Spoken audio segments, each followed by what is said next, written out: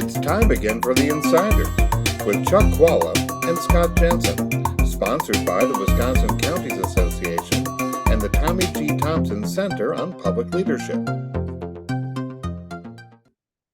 Hi, I'm Chuck Chvala, former Senate Majority Leader.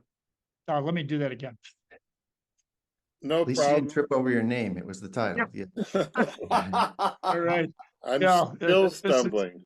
It's the Joe Biden effect all over again. Okay, Oh, geez. There you go. I'll step into that rabbit hole. Okay. Well, Gerald Ford too. We're all great men Yeah. who often stumble. In They're three, perfect.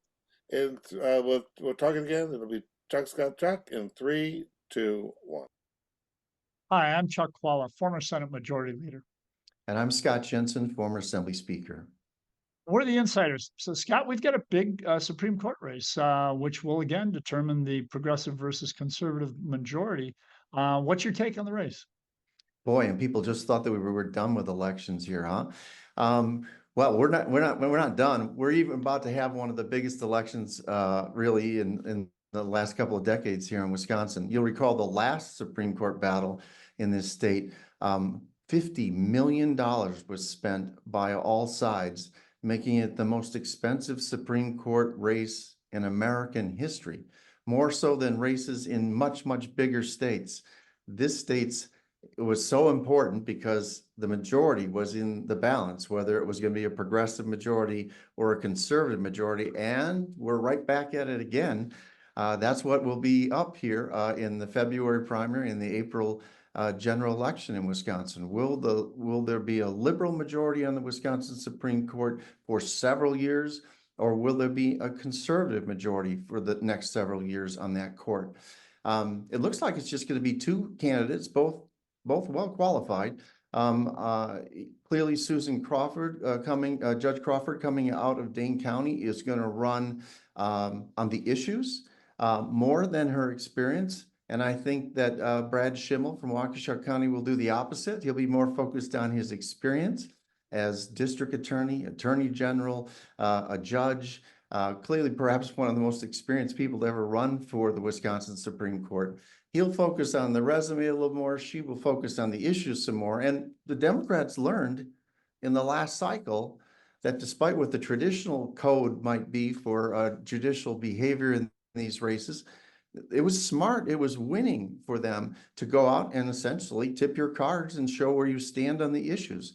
The voters even said in the internal polling from the Democrats, which is now widely available, that they want to know which way the judge might rule on a case in advance, which is what you're not supposed to do.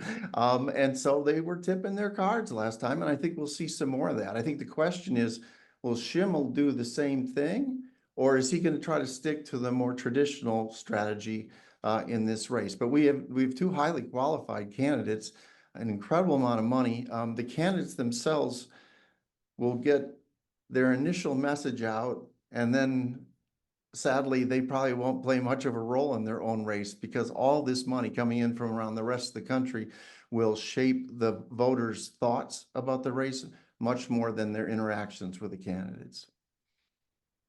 Good thing for the state of Wisconsin, in my view, and for progressives and Democrats is that the spring races have changed. It used to be that these tilted heavily toward Republicans and conservatives. And so what the conservatives would do was get all the police endorsements, and the Republican Party would actually be the headquarters for the campaign. And they go, wink, wink, we're just going to vote on the issues, but we're conservative and we're, blah, blah, blah. And that would do it for them.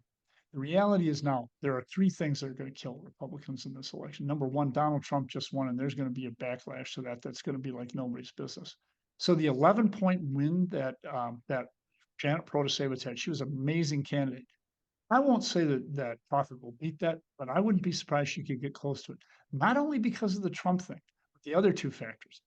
The other two factors are these races in the spring have now changed to be races that are going to be won by progressives. Why? Because it's a much, much, much smaller turnout.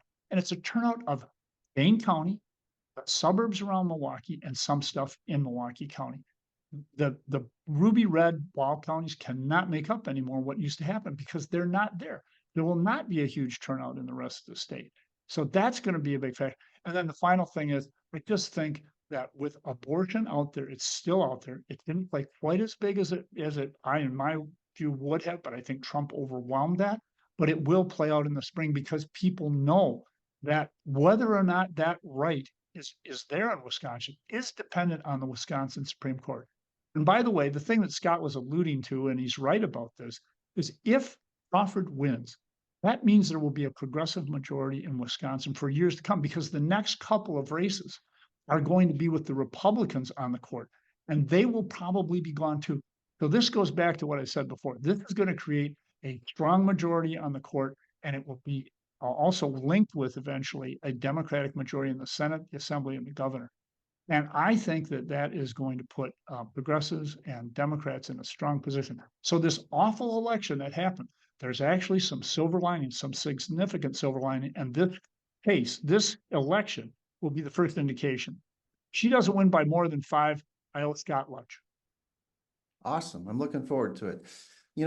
Chuck, you're right about the fact that the electorate in the spring has changed. It's always been an electorate that is high income, highly educated, and that used to be the Republican base, and that is now the Democratic base. And the Republican base is a working class base. A lot of folks who don't vote in every election.